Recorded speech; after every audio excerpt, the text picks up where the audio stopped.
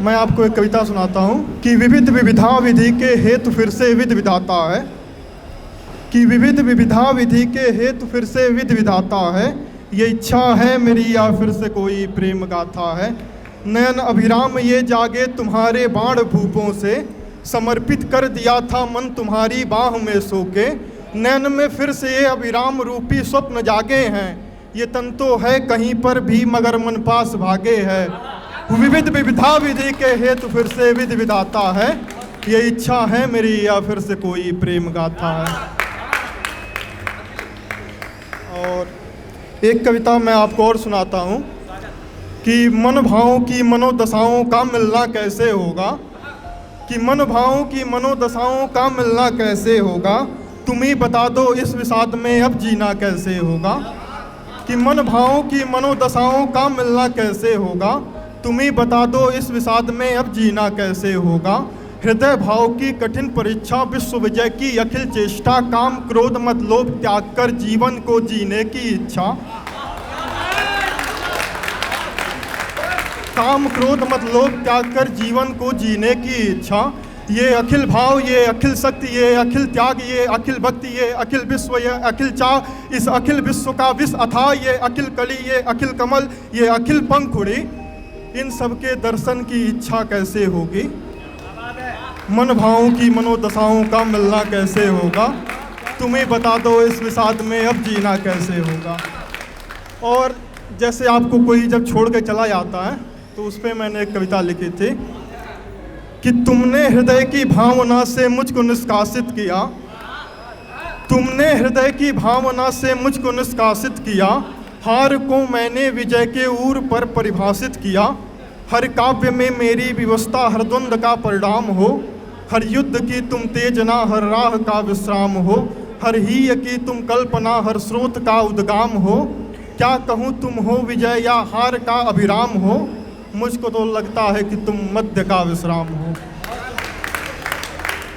और एक कविता और है, जब इंटर का पेपर के दौरान पेपर ख़राब हो गया था तो तब लिखा गया था कि प्रणय निवेदन करता हूँ हे प्रेयसी कब तुम आओगी, प्रणय निवेदन करता हूँ हे प्रेयसी कब तुम आओगी।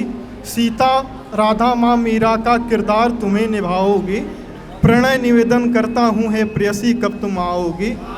तन थका हुआ मन विचलित है, आभा का किरण प्रज्वलित है, घनघोर अंधेरा छाया है, सूरज से मिलने अंधकार खुद आया है।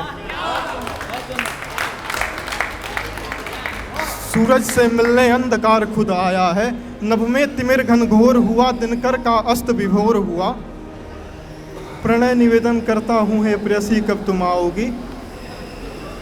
और एक कविता आखिरी जो याद आ रही है कि सदियों से तेरी यादों में हर तौर बसर कर डाला है, सदियों से तेरी यादों में हर तौर बसर कर डाला है।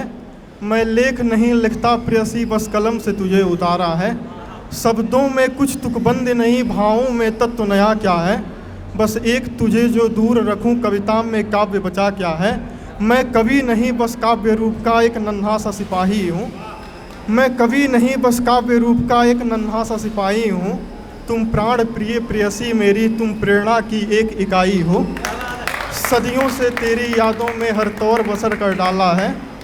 मैं लेख नहीं लिखता प्रेयसी बस कलम से तुझे उतारा है। और जाते जाते आपको एक 4 लाइन का मुक्तक भी सुना देता हूँ कि तेरी सूरत चांद से भी खूबसूरत है, तेरी सूरत चांद से भी खूबसूरत है। और जिस तरह चांद पे दाग लगे होते हैं, जिस तरह चांद पे दाग लगे होते हैं, उसी तरह तेरे चेहरे पे तिल के छाप लगे होते हैं। कि जिस तरह चांद पे दाग लगे होते हैं, उसी तरह तेरे चेहरे पे तिल के छाप लगे होते हैं। और अगर उस एक चांद को गुरूर है अपने स्वरूप का, तो तू भूल मत पगली, तेरे चेहरे पे भी 4 चांद लगे होते हैं।